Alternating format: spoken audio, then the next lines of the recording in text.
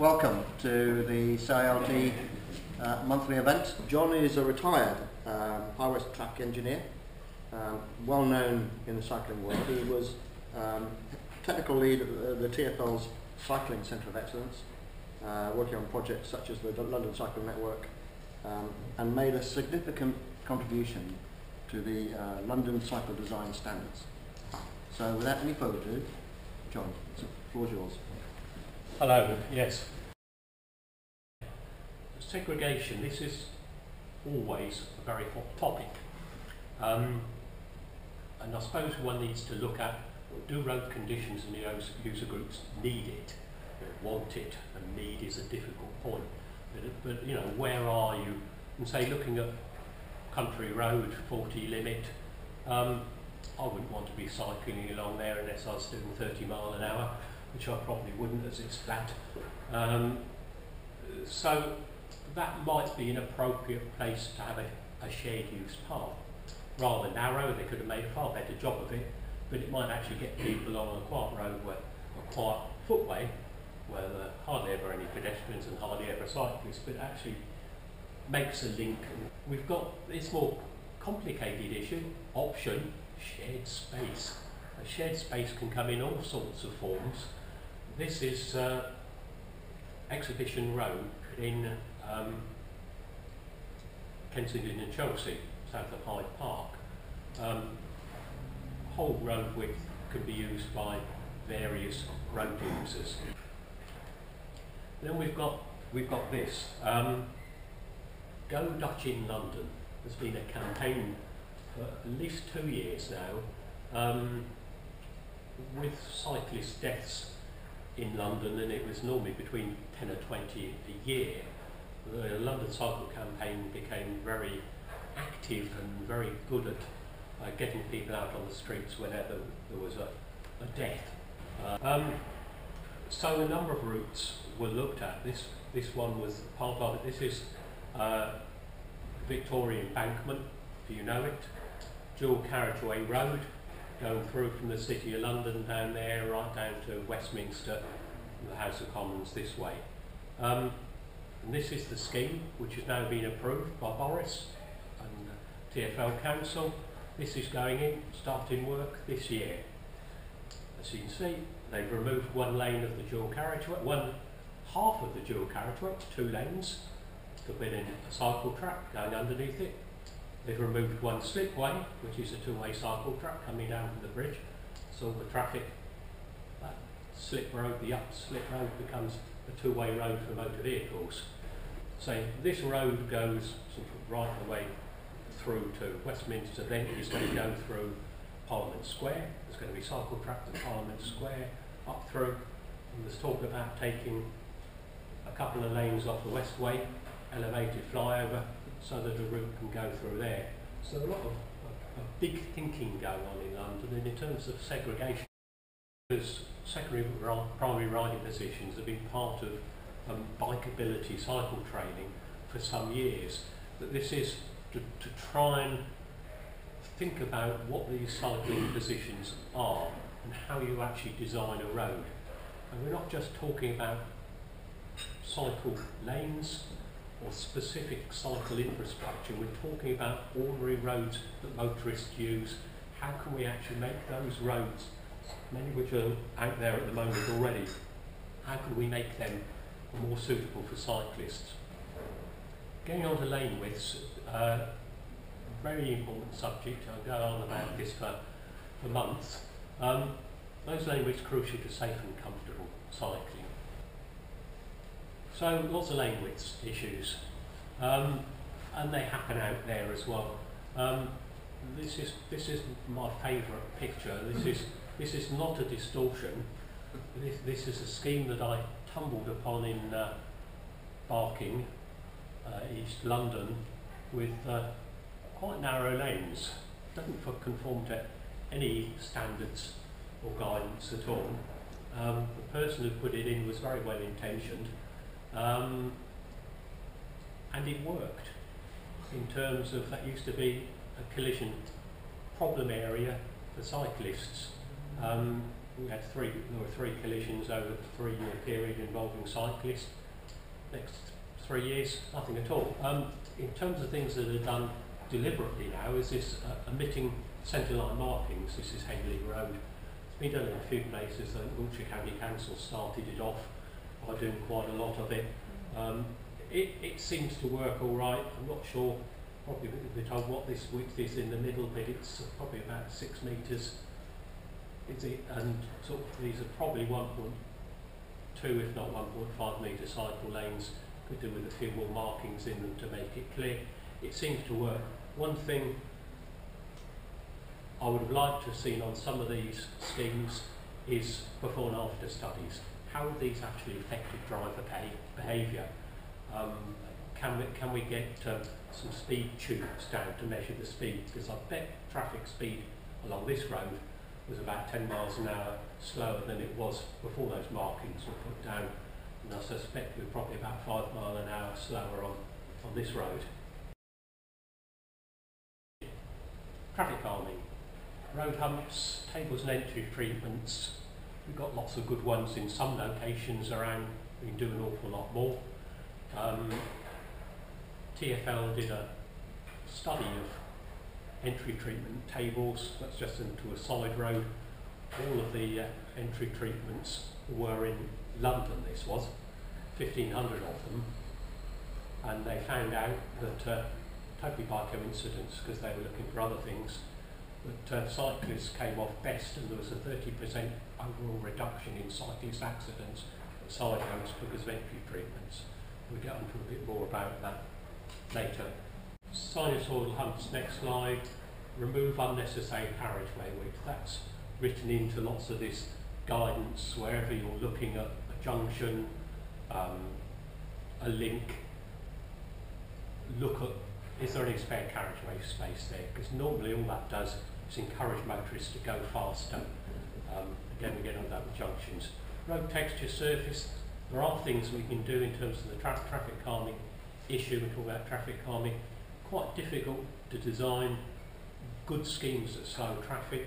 I mean, the Dutch and other people do it, and some of our amazing shared space schemes like Ashford use a lot of granite, a lot of block work. Tends to be expensive, difficult to do.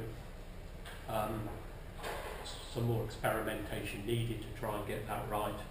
The visual impact of a scheme can have a lot of difference, you know, whether it relates to maybe removing street furniture or removing some types of street furniture. It can make a difference. Sinusoidal humps. Cycling through Holland, you have these lovely humps, and you go up without a bump on your bicycle at all, smoothly glide over them. And they've even got them in parts of London. In Syon Park, going up in the road to there if anyone wants to try one out. They've got some there that someone who's very well motivated must have put them in. And yes, there they are, you glide over them. But if you try taking them faster in a car, you soon find out that they are proper speed humps, and they do shake your suspension about a bit. Contraflow cycling. This has changed quite a lot over the years in terms of you can now do this or something slightly different from that. You can put no entry except for cyclists. This was the only way you used to be able to do it, but now it's authorised the no entry except cyclist. So you can open up routes as this, bit of white paint, a couple of signs, might want some markings down the road for people coming the opposite direction, but you can open up an awful lot of routes. Somewhere for Reading Town Centre, we've got lots of roads the cyclists can't go through. You need to manage speed. If it's not a narrow road like this, speed tables, things can make a difference, so that you are slowing traffic down to a speed that a motorist or a cyclist can see they've got to give way and find a gap to do it. Strasbourg, about 15 years ago, reviewed all of their one-way roads, and they found that there are 150 of them that they could actually convert like this and make two-way for cycling. Now, to imagine that difference, that opening up of new routes for cyclists to go, is a mammoth change of the cyclability of areas, and we've got the same situation here. Priority junctions, whether cyclists are turning into them or not, and this is along the Oxford Road, I think almost a perfect example of an entry treatment, a nice different surface so pedestrians can take more priority than they might otherwise do. I think some early studies of this sort of arrangement showed that when it was an ordinary road junction, probably a wider corner radius, that motorists took priority 90% of the time, and when it was converted like this, pedestrians took priority 90% of the time. I don't think it's as much as that now. There could be a real change in behaviour and use of the road.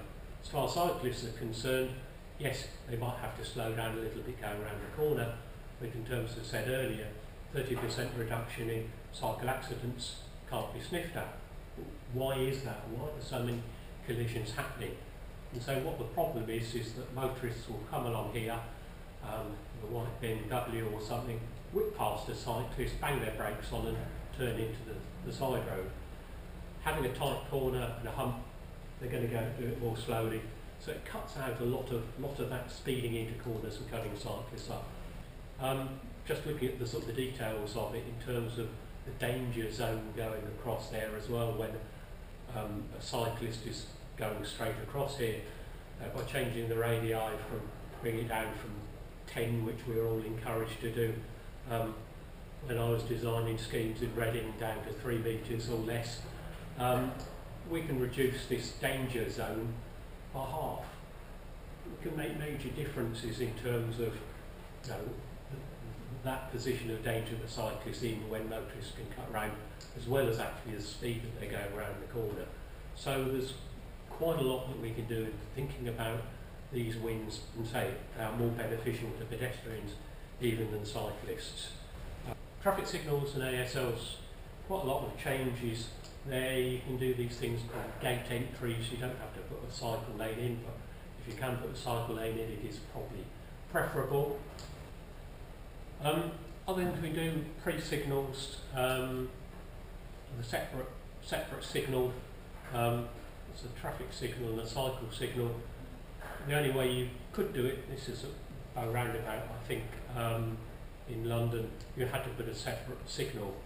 Now, low-level cycle signal aspects are either you can do them now or they're very soon to be allowed to be done, will allow you to then put a small cycle signal here, or you can put it on the bottom of the post. So it's going to enable you to do an advance or a different signal for cyclists, allow them to come out on a separate slip or come out with a 2 or 3 second or however many seconds advance you want, so you get the cyclists out to clear a junction.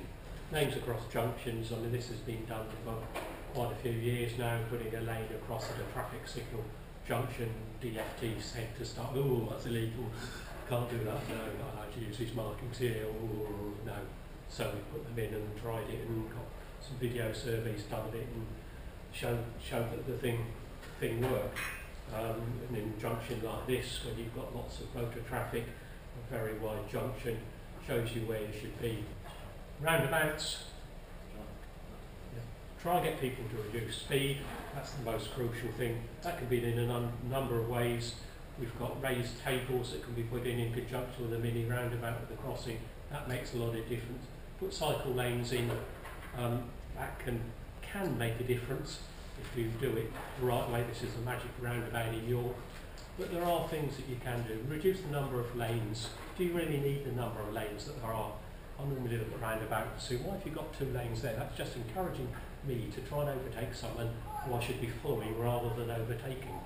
Our national guidance isn't right. We do have national guidance on continental design of roundabouts. Unfortunately, it's not standard guidance, it's complementary guidance, so hardly anyone ever looks at it.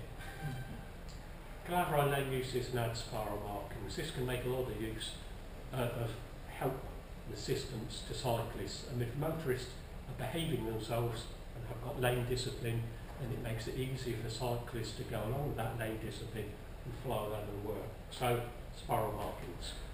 Crossings, lots of things you do with crossings. This isn't a proper cycle crossing. That could be made as a cycle crossing.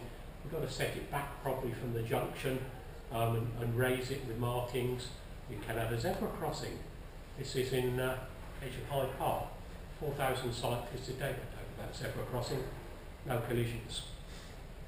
That enabled us to prove to the DFT that cycle crossings on zebras can work. So they sort of changed their mind and say, well, you sort of can do it. It needed our solicitor at TfL to do a proper study to show that, yes, this wasn't illegal to do. It's within the regulations of zebra and pelican crossings. The DFT didn't like that. They were rather worried them that we were bending their rules or using their rules. Signal crossings, put in loops and signals. Lots of things you can do on crossings. You don't just have to put a tube in or nothing at all. Wayfinding and signing, very important. Cyclists need to know where they're going. I think this one here, by the side of the Oracle, not a sign to say where you should be going, but there's a nice little shade use sign over here which looks a bit related to the footpath. Surface painted signs can be useful. Help cyclists go where they want to go, show them where they can go. Show pedestrians where cyclists can go. That will stop and post back to the local papers and the local councillors. And then of course parking. Pedestrian parking. This is Paddington Station. I'm not sure how many hundred cycle parking spaces. There are about 600 there now. So you need to think about the routing. Any comments and questions, please?